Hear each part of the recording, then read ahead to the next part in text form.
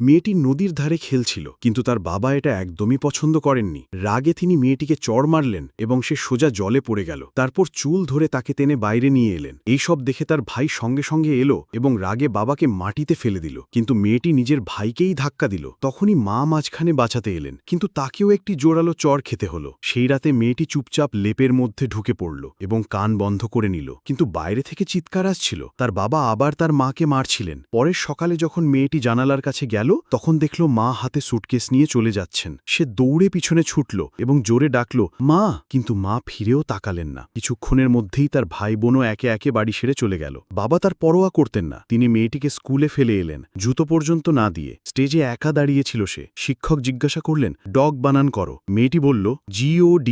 পুরো ক্লাস হাসিতে ফেটে পড়ল। সে নিজের আসনে ফিরতে চাইছিল, কিন্তু সেখানে একটি ছেলে আগেই বসে পড়েছিল। সে ধীরে ধীরে পিছিয়ে যেতে লাগল, কিন্তু হাসি থামছিল না। তার আত্মা ভেঙে গিয়েছিল। সে স্কুল থেকে পালিয়ে গেল এবং তারপর আর কখনো সেই দরজার ভেতরে ঢোকেনি। বাড়ি ফেরার পর কিছুদিন তার বাবার মেজাজ খুব পরিবর্তিত ছিল। তিনি এখন সেই মেয়েটিকে মাছ ধরতে নিয়ে যেতে লাগলেন এবং একটি পুরনো ছেঁড়া ব্যাগও তাকে দিয়ে দিলেন। মেয়েটি বলল, ধন্যবাদ। হয়তো সে সম্পর্ক ঠিক করার চেষ্টা করছিল, কিন্তু এই সব বেশি দিন চলল না। একদিন মেয়েটি তার মায়ের একটি চিঠি পেল, কিন্তু যেই তার বাবা জানতে পারলেন, তিনি সেই চিঠি কেড়ে নিলেন। মেয়েটি নিষ্পাপভাবে বলল, পড়ে শোনাও না, কিন্তু তিনি চিঠি পড়লেন। তারপর পকেট থেকে লাইটার বের করে সেটি জ্বালিয়ে দিলেন। মেয়েটি দৌড়ে সেটি বাঁচানোর চেষ্টা করতে লাগলো, কিন্তু তিনি তাকে ধাক্কা দিয়ে দেন এবং যতক্ষণ না সে কিছু করতে পারত, চিঠি শুধু ছাই হয়ে গিয়েছিল। সে সেই ছাই চুপচাপ জড়ো করল এবং একটি ছোট্ট শিশিতে যত্ন করে রেখে দিল। তারপর তার বাবা বাড়ির সমস্ত জিনিস যা তার মায়ের ছিল একে একে জ্বালিয়ে দিলেন এবং পরের সকালে তিনিও বাড়ি ছেড়ে চলে গেলেন। একদম একা রয়ে গিয়েছিল সেই ছোট মেয়েটি। সে কম্বল টেনে যেমন তেমন বিছানায় ঘুমিয়ে পড়ল।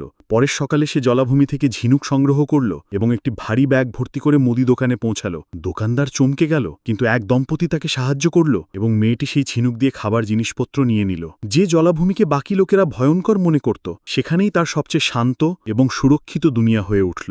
সময় কেটে গেল, মেয়েটি বড় হতে লাগলো এবং পুরো শহর তাকে মার্শ গার্ল বলতে লাগলো। এই গল্প মনে করায়, জীবন যতই কঠিন হোক না কেন, আশা ছেড়ো না। বন্ধুরা, যদি কখনো এমন দিন এসে থাকে যখন হাসি মুখে ছিল কিন্তু মন চুপচাপ কাঁদছিল, তাহলে কমেন্টে শুধু হ্যাঁ লিখুন। আর এমন আরও অনুপ্রেরণামূলক গল্প দেখতে আমাদের চ্যানেলটি সাবস্ক্রাইব করতে ভুলবেন না।